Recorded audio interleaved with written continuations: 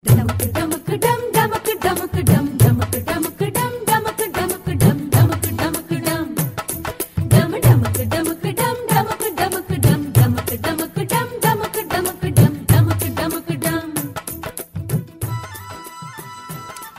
my dear friends. Welcome to Auroville Radio.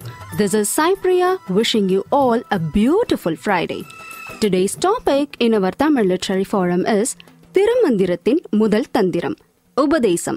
In English, Tantra 1, Divine Instruction. From Thirumandiram, a Tamil poetic work. Poetess R. Meenakshi will read the few hymns in Tamil and I'll read the English translation of the same. Now, let's enjoy the program. வணக்கம். நாம் மீண்டும் சந்திக்கிறோம். திருமூலரின் திருமந்திரம் முதல் தந்திரம் பகுதியை வாசிக்கிறோம். மேகமும் இருளும் சூழ்ந்திருக்கிற இந்த வேளையில் கார்த்திகை தீபத் திருவொளி நிகழும் அழகான ஒரு பொழுதில் இந்த வாசிப்பு நமக்கு நல்ல ஒரு நேசிப்பாக அமையும் என்று நம்புகிறோம். வாருங்கள் கேட்கும் அன்பர்களே, ஆரோவில் ரேடியோ உங்களை வரவேற்கிறது. இப்பொழுது நாம் பார்க்கும் பாடல் 116வது பாடல். டிவைன் இன்ஸ்ட்ரக்ஷன் என்று சொல்லக்கூடிய தெய்வீக உபதேசத்திலிருந்து பார்க்கிறோம். நான் தமிழில் வாசிக்க, சாய் பிரியா ஆங்கிலத்தில் அதன் விளக்கத்தை சொல்லுவார்கள். வேயின் எழுங்கனல் போலே எம்மெய் எனும் கோயிலிருந்து குடிகொண்ட கோன் நந்தி தாயினும் மும்மலம் மாற்றி தயா என்னும் தோயமதாய் எழும் சூரியனாமே. என்ன அழகான பாடல்! கனல் போலத்தான், ஆனால் அவன் கோயிலில் குடிகொண்டிருக்கிற நந்தி மெய், தாயை விட தயா கருணை உடையவன். அவன் எப்படி இருக்கிறான் என்பதை மிக அழகாக சொல்லுகிறார். வேயின் எழுங்கனல் போல இம்மெய்யனும் கோயிலில் இருந்து குடிகொண்ட கோன் தலைவன் நந்தி தாயினும் மும்மலம் மாற்றி. நமக்கு இந்த 3 வகையான அசுத்தங்கள் சேர்ந்திருக்கின்றது நம்முடைய பிறவியிலேயே. அந்த மும்மலத்தை மாற்றி தயாயனும் தோயமதாய் எழும் சூரியனாமே. ஞாயிறு போற்றுதும் சூரியனாக அவன் எழுந்து காட்சியளிக்கிறான். ஆதி பகவன் அல்லவா? ஆதி பகவன் என்பவன் ஆதி பகலன்தான். அந்த எழும் சூரியனாக விளங்குகிறார். ஆங்கிலத்திலே எப்படி வருகிறது என்று பார்ப்போம்.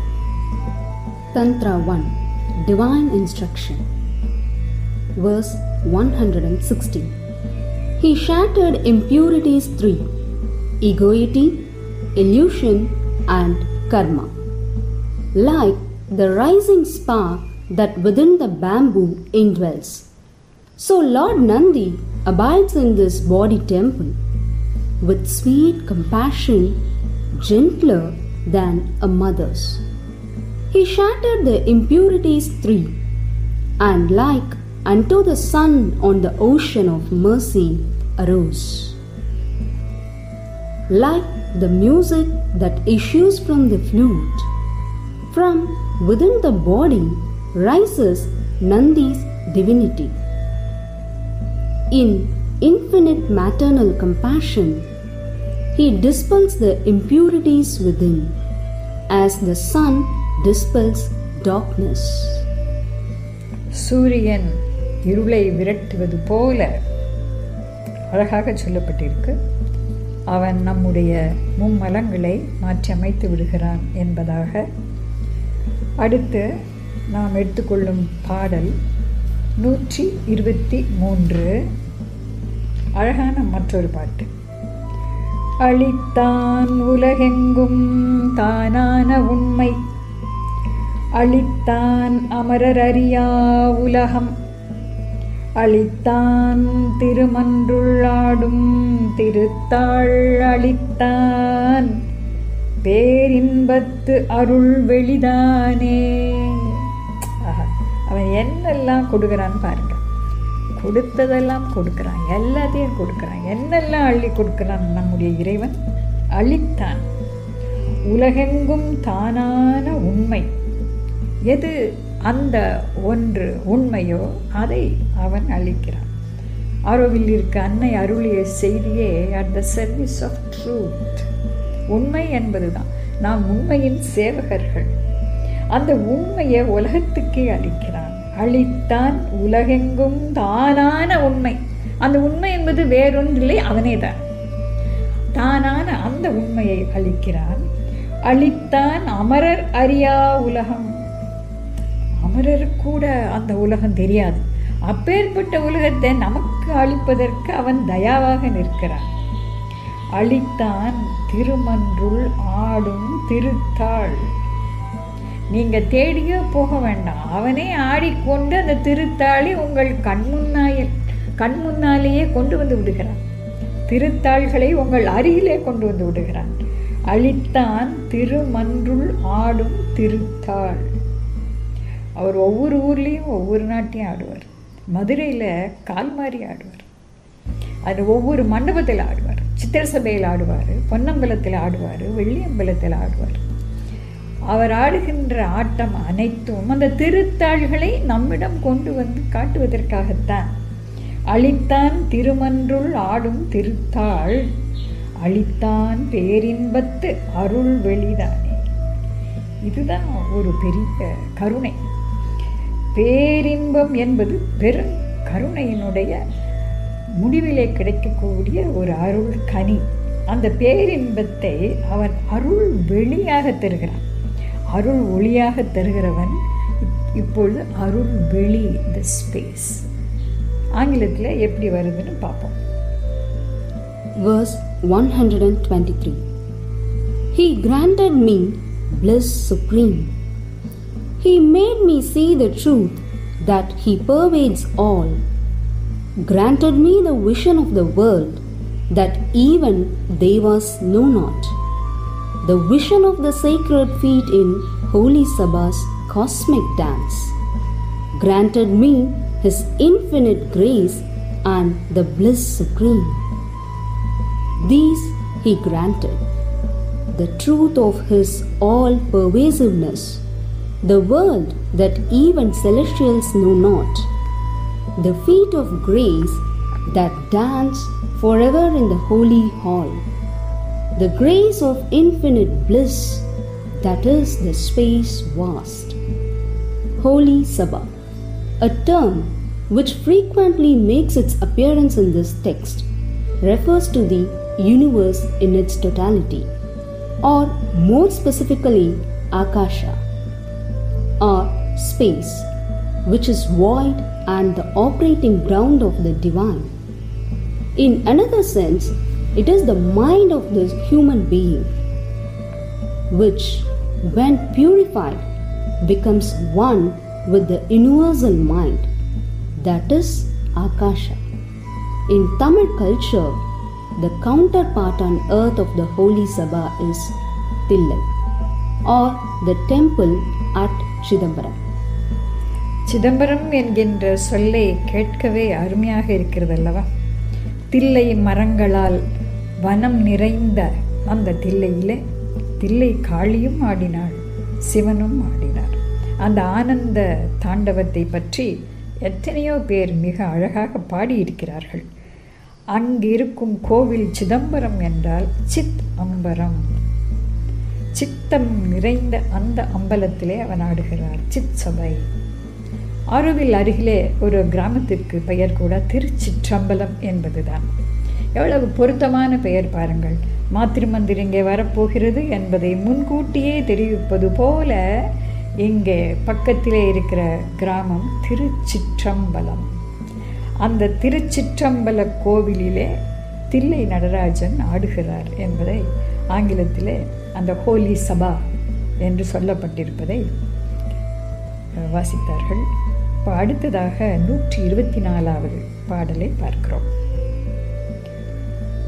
வெளியில் விழி போய் விரவியவாறும் அழியில் அழி போய் அடங்கியவாறும் ஒளியில் ஒளி போய் ஒடுங்கியவாறும் தெளியும் அவரே சிவசித்தர் தாமே. யாரப்பா அந்த சிவசித்தர்கள்? கேள்வி வருது. அதுக்கு விடையும் கொடுக்கிறார். வெளியில் வெளி போய் விரவியவார், அழியில் அழி போய் அடங்கியவார், ஒளியில் ஒளி போய் ஒடுங்கியவார், தெளியும் அவர்தான் சிவசித்தர் என்று ஒரு நல்ல முடிவான முடிவை தெரிவிக்கிறார். யார் அந்த சிவசித்தர்கள்? சித்தர்கள் யாரு? சித்தத்திலே சிவனை வைத்திருக்கிற அந்த ஜீவன்கள் யார் என்கின்ற ஒரு கேள்விக்கு நல்ல விடை தருகிறார் நம்முடைய திருமூலர். அது எப்படி ஆங்கிலத்தில் வருகிறது என்று பார்ப்போம். Verse 124. Who are the Sivasiddhas? Space intermingling with space, nectar drowning in nectar, light dissolving in light. The elect or they, the Sivasiddhas, who attain this glorious state. Space merges in space, love in love, light in light. They who realize this alone are Sivasiddhas. சித்தத்தை ஒடுக்கியவர்கள், வெளியில் ஒடுங்கியவர்கள், தேனில் தேனானவர்கள், இவர்கள் இறைவனை அனைத்துள்ளும் பார்க்கிறவர்கள். இவர்களுக்குள்ளே இறைவன் ஆடுகிறான். இத்தகைய சித்தர்கள் உள்ளேதான் சிவனும் நர்த்தனமிடுகிறான் என்கின்ற ஒரு கருத்து இந்த சிவசித்தர்கள் யார் என்பது என்ற கேள்விக்கு பதிலாக வருகிறது. அடுத்து நாம் பார்க்க இருக்கும் பாடல் 131. எடுத்த உடனேயே மாணிக்கம் என்கின்ற சொல் வருகிறது. மாணிக்கம், பவளம், முத்து, வைரம், வைடூரியம், ரத்தின கற்கள், பச்சை, எல்லாம் நீலம், எல்லாம் அவன்தான். இதில் சிவப்பு மாணிக்கம். மாணிக்கத்துள்ளே மரகத சோதியாய், மாணிக்கத்துள்ளே மரகத சோதியாய், மாணிக்கத்துள்ளே மரகத மாடமாய், ஆணி பொன் மன்றினில் ஆடும் திருக்கூத்தை பேணி தொழுதென்ன பேரு பெற்றாரே. இந்த இறைவனை வர்ணிக்கிறதுக்கு வார்த்தைகள் அப்படியே வந்து விழருது. இப்போன்னு இல்லை, தேவாரத்திலேயே மாற்றறியாத செழும் பசும் பொன்னே சுடர் வண்ணமிகும், வண்ணமிகும் சுடர் என்று தேவாரத்திலே வரும். அதை இந்த திருமந்திரம் நமக்கு நினைவூட்டுகிறது. மாணிக்கத்துள்ளே மரகத சோதி, சிவப்பு கல்லினூடாக ஒரு பச்சை ஓடுகிறது. இது என்ன அற்புதம் பாருங்க. மாணிக்கத்துள்ளே மரகத ஜோதி, ஜோதியாக விளங்குகிறது. மாணிக்கத்துள்ளே மரகத மாடமாய், அது வெறும் ஜோதி மட்டும் இல்லை, அந்த விளக்கு மாடமாகவும் அந்த சிவப்பினுள் பச்சை இலங்குகிறது. இந்த பச்சைங்கிற சொல்ல பச்சை மாமலை போல் மீனி, பவளவாய் கமலச்செங்கன், அந்த பச்சையும் சிவப்பும் இணைக்கிறதுல இந்த ஆழ்வார்களுக்கும் நாயன்மார்களுக்கும் ரொம்ப ஒரு பிடித்தம். அந்த பச்சை, அந்த சிவப்பு, அதனுடைய இணைப்பு, அது ஒரு அருமையான நிற தொடர்பு. மாணிக்கத்துள்ளே மரகத ஜோதியாய், மாணிக்கத்துள்ளே மரகத மாடமாய், ஆணி பொன் மன்றினில் ஆடும் திருக்கூத்தை. பொன் சபை, அந்த பொன் சபையில் அது எப்பேற்பட்ட பொன்? ஆணி பொன் அப்படின்னா பொன்னில் பல வகை உண்டு. இது மாற்றறியாத செழும் பசும் பொன் என்று அவர் சொன்னது போல ஆணிப்பொன், ஆணிமுத்து என்று சொல்வார்கள். அது குறையே காண முடியாது. எந்த குறையும் இல்லாத ஒரு நிறைவான, அழகான, தூய்மையான, மிக உயர்வான ஒரு பொன். Purest of the purest. தூய்மைக்கு ஒரு அடையாளம். ஏன்னா இறைவன் அப்படிதான் இருக்க முடியும். முதல்ல பொண்ணுலேயே தூய்மை தான் முக்கியம்னு சொல்லுவாங்க. ஆனால் இது இறைமையை அங்கே இருக்கிறப்போ அந்த பொண்ணுக்கு இணையான வேறொரு பொன் கிடையாது. மாத்திருவந்தர் பொன் எப்படி தகதகன்னு மின்னுது, காலை சூரியனில் பார்த்துருப்பீங்க நீங்கள். அதற்கு இணையான ஒளி வேறொன்றை சொல்ல முடியாது, தூய்மையான ஒளி. அந்த ஆணி பொன் மன்றினில் ஆடும் திருக்கூத்தை பேணி தொழுதென்ன பேறு பெற்றாரே. அதை தொழுதுவர்களுக்கு எப்படியெல்லாம் பரிசுகள் காத்திருக்கு தெரியுமா, என்னெல்லாம் கிடைக்க போகுது தெரியுமா, அதை ரொம்ப அழகாக சொல்லியிருக்காங்க. இப்போ ஆங்கிலத்தில் என்ன சொல்கிறாங்கன்னு பார்க்கலாம். Verse 131. The glorious beauty of divine dance. Inside the ruby like the emerald flaming, inside the ruby like the emerald inset, he dances the holy dance in the sabha of purest gold. What, oh, the reward to those who him adored. As luminous emerald green within the ruby red, as storied terrace within the ruby red, he dances in the purest hall of gold. What did they get, those who witnessed that dance? Infinite rapture. சூஃபிகளுடைய நடனம் போல அந்த அழகை பார்த்து அதிலேயே ஆனந்த களிப்பிலே அவர்கள் மூழ்கி விடுகிறார்கள், அதிலே திளைத்திருக்கிறார்கள் என்பதைத்தான் இந்த பாடல் நமக்கு சொல்லி இருக்கிறது. அடுத்து நாம் பார்க்க இருக்கும் திருமந்திரம் 134. புரையற்ற பாலினுள் நெய் கலந்தாற்போல் திரையற்ற சிந்தையினல் ஆரியன் செப்பும் உரையற்று உணர்வோர் உடம்பு இங்கு ஒழிந்தார் கரையற்ற சோதி கலந்த சத்தாமே.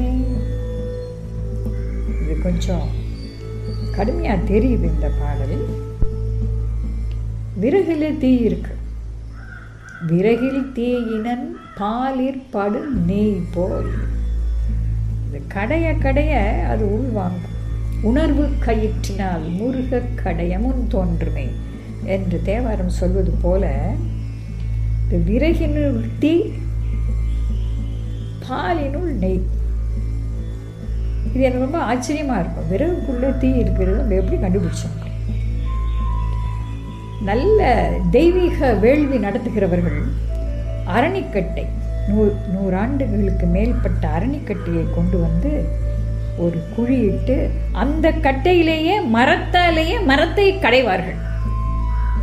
அப்பொழுது வரும் அந்த நெருப்பிலே தான் அந்த ஹோமம் ஆரம்பிக்கப்படும்.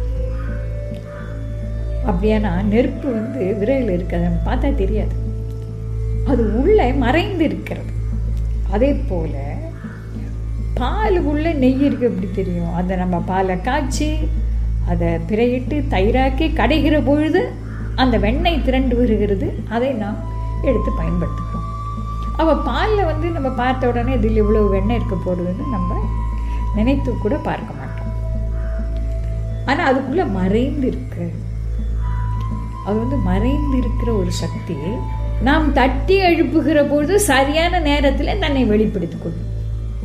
அதுதான் ஒரு என்ன அது செய்தியை பாலினுள் நெய் கலந்தார் போலவே அவங்க வச்சிருக்கிறாங்க. புரையற்ற பாலினுள், இன்னும் புரை போடல, அதுக்குள்ள நெய் இருக்கு. இன்னும் புரை போட்ட அப்புறம் தான் தெரியும் நமக்கு. புரையற்ற பாலினுள் நெய் கலந்தார் போல திரையற்ற சிந்தை நல் ஆரியன் செப்பும் உரையற்று உணர்வோர் உடம்பு இங்கு ஒழிந்தார். அந்த உடம்பை விட்டாத்தான் உயிர் தெரியும். கரையற்ற சோதி கலந்த சத்தாமே.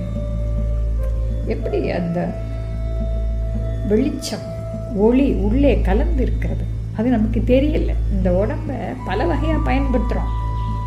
அது உள்ள ஒளி இருக்குங்கிறத நாம் கண்டடைய கடைய கடைய கடைய முருக முருக உள்வாங்கி தோன்றும்.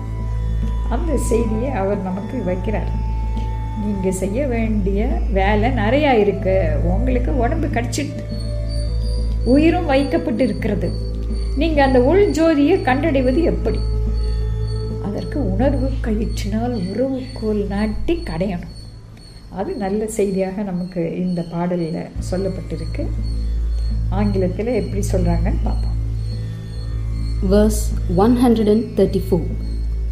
Silence of waveless thought. Like the ghee subtly latent in purest milk, into the waveless thought the Lord in silence speaks. They who in silence realize this mortal coil shuffled, purity they become in limitless light mingling. Latent as the ghee within pure milk is waveless thought for the pure Lord. They who grasp its entire inner meaning will merge as pure spirit in divine light. நாம் இப்பொழுது தெய்வீக ஒளியினுள் கலந்து கொண்டிருக்கிறோம். இப்பொழுது நமக்கு நம்முடைய ஜீவன் சிவனுடன் என்ன பேசுகிறது என்று தெரிய ஆரம்பிக்கிறது. அதை நம்முடைய 138வது பாடலில் பார்க்கிறோம். திருவடியே சிவமாவது தேரில், திருவடியே சிவலோகம் சிந்திக்கில், திருவடியே செல்கதியது செப்பில், திருவடியே தஞ்சம் உள் தெளிவார்க்கே. உள்ள தெளிவு வரணும். திருவடிதான் சிவம். அதை நம்ம தெரிந்து கொள்ளணும். திருவடியே சிவலோகம். அவருடைய திருவடியை விட்டால் வேற என்ன? அதுதான் சிவலோகம். சிவலோகம்னா சாமீபம், சாரூபம், சாயுஜ்யம் எல்லாம் இருக்குதுல. அதாவது எல்லாம் இறைவனோட இணைவதற்காக இந்த திருவடியே தன்னுடைய சிவலோகத்தை பற்றி சொல்லிவிடுகிறது நமக்கு. திருவடியே சிவமாவது அதை அறிந்து கொண்டால், அதை தேர்ந்தால், திருவடியே சிவலோகம் சிந்திக்கில், திருவடியே செல்கதி எது? நம்ம செல்ல வேண்டிய மார்க்கமே எது? திருவடிதான். திருவடியை இறுக பற்றி கொண்டால் அது போதும். செப்பில் சொன்னால் திருவடியே தஞ்சம் உள் தெளிவார்க்கே. உள்ளே தெளிவுள்ளவர்கள் திருவடியை இறுக பற்றி கொள்வார்கள். நான் உன்னை இறுக பற்றி கொண்டேன், சிக்கன பிடித்தேன், எங்கெழுந்தருளுவதினியே உன்னை நான் இறுகி பற்றி கொண்டேன், நீ எப்படி என்னை விட்டு போவாய் என்று உரிமையோடு பேசுகிற ஒரு நெஞ்சம் இங்கே வந்து விடுகிறது. அதை பற்றி பார்க்கிறோம் 138. Verse 138. Lord's feet are the final refuge of souls illumined. The holy feet is Shiva, if you but know. The holy feet is Shiva's world, if you but think. The holy feet is freedom's bliss, realize. There is the final refuge for souls illumined. The Lord's holy feet are Shivam. The Lord's holy feet are Shiva's world. The holy feet are life's goal. The holy feet are the sure refuge. So நாம் அடைய வேண்டியது அவனுடைய திருவடி. சரணம் சரணம் திருவடி. அப்போ அவன் தான் நம்முடைய குரு. நமக்கு வழிகாட்டுகிறவர் யார்? நம்ம சிந்தையில் குடிகொண்டிருக்கிற சிவனே நம்முடைய குரு. அப்போது இந்த குருவுக்கு ஒரு நல்ல வாழ்த்து இங்கே திருமூலர் வைக்கிறார். இது பலராலும் பல இடங்களிலும் திருக்கோவில்களிலும் பாடப்படக்கூடிய ஒரு பாடல். நான் பள்ளி பிள்ளைகளெல்லாம் தட்சிணாமூர்த்தி சன்னதி முன் நின்று இந்த பாடலை பாட கேட்டிருக்கிறேன். மிக அழகானதொரு எளிமையானதொரு பாடல். நாம் எல்லாருமே இதை மனனம் செய்து கொள்வது நமக்கு நல்லது. தெளிவு குருவின் திருமேனி காண்டல், தெளிவு குருவின் திருநாமம் செப்பல், தெளிவு குருவின் திருவார்த்தை கேட்டல். தெளிவு குரு சிந்தித்தல் தானே. என்ன எளிமையா இருக்கு பாருங்க. தெளிவு எது? குருவினுடைய திருமேனியை பார்ப்பது. தெளிவு எது?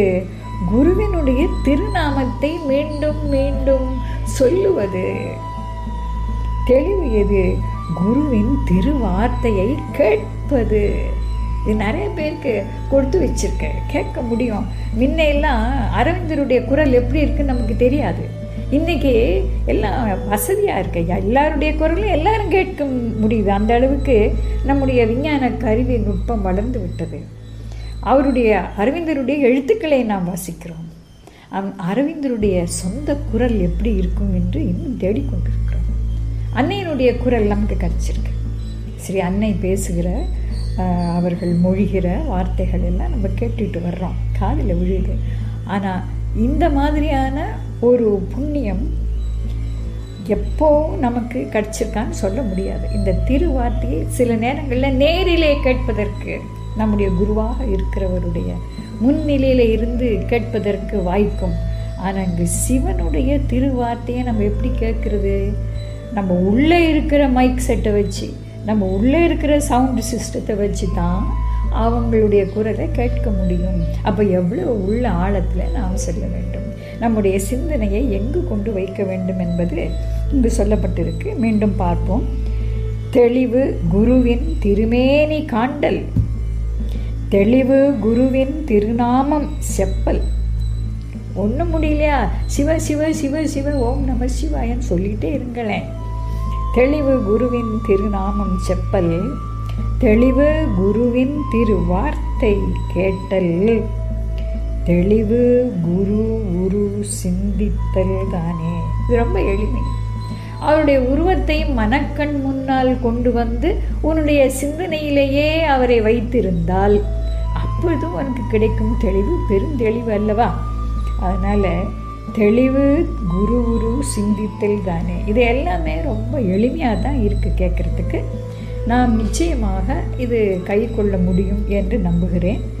இதை இப்பொழுது ஆங்கிலத்தில் எப்படி வருகிறது என்று பார்ப்போம். Verse 139. Guru's role in soul's illumination. It is but to see the Guru's holy form. It is but to chant the Guru's holy name. It is but to hear the Guru's holy word.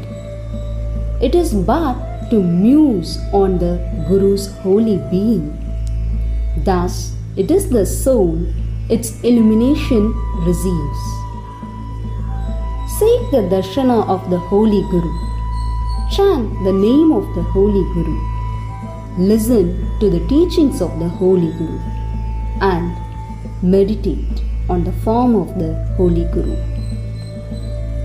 நம்முடைய குருவை பற்றி நன்றாக அறிந்து கொண்டோம். இப்பொழுது இங்கிருந்து நாம் யார் என்பதை தெளிந்து தேர வேண்டிய கட்டத்திற்கு வந்திருக்கிறோம். தானே புலன் ஐந்தும் தன்வசம் ஆயிடும். தானே புலன் ஐந்தும் தன்வசம் போயிடும். தானே புலன் ஐந்தும் தன்னில் மடை மாறும். தானே தனித்து எம்பிராந்தனை சந்தித்தே. ஒரு சந்திப்பு நிகழ்கிறது. தானே புலன் ஐந்தும் தன் வசமாயிடும். இந்த 5 புலன்களும் நம் வசம் வந்துவிடும். தானே புலனைந்தும் தன் வசம் போயிடும். அது எங்கே இருக்கணுமோ அங்கே இருக்கும். எப்போ பயன் தரணுமோ பயன் தரும். தன் வசம் வந்தாலே புலன்களை நம் வசத்தில் ஆமை போல் ஒடுங்கி இருக்கும் ஆமை போல் அடக்கி ஆள முடியும். தானே புலனைந்தும் தன்னில் மடை மாறும். அப்படியே உள்ளேயே அது தன் நிலையை மாற்றிக்கொள்ளும், நம்மை மாற்றும். தானே தனித்து எம் பிராந்தனை சந்தித்தே. பிரானை சந்திக்கிறது தான் நம்ம நோக்கம். பிரான் எல்லா இடத்துலையும் இருக்கார். பரம்பு மலைக்கு பெயர் கூட பிரான் மலை தான். பிரான் என்றால் தலைவர். நமக்கு குருவாகவும் இருக்கிறாரு, இங்க தலைவர்னு சொல்லிட்டாங்க. அப்போ நம்முடைய குருவே நமக்கு தலைவர்.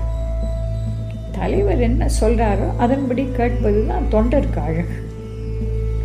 அதனால எம்பிரான் தன்னை சந்தித்தல், அது உள்ளேயே இந்த ஆன்மாவும் அந்த பிரானும் சந்தித்து கொள்ளுகிற ஒரு சூழ்நிலையை இந்த ஐந்தவித்தல் நமக்கு வழி அமைத்து கொடுக்கிறது என்பதுதான் இதனுடைய சாராம்சம்.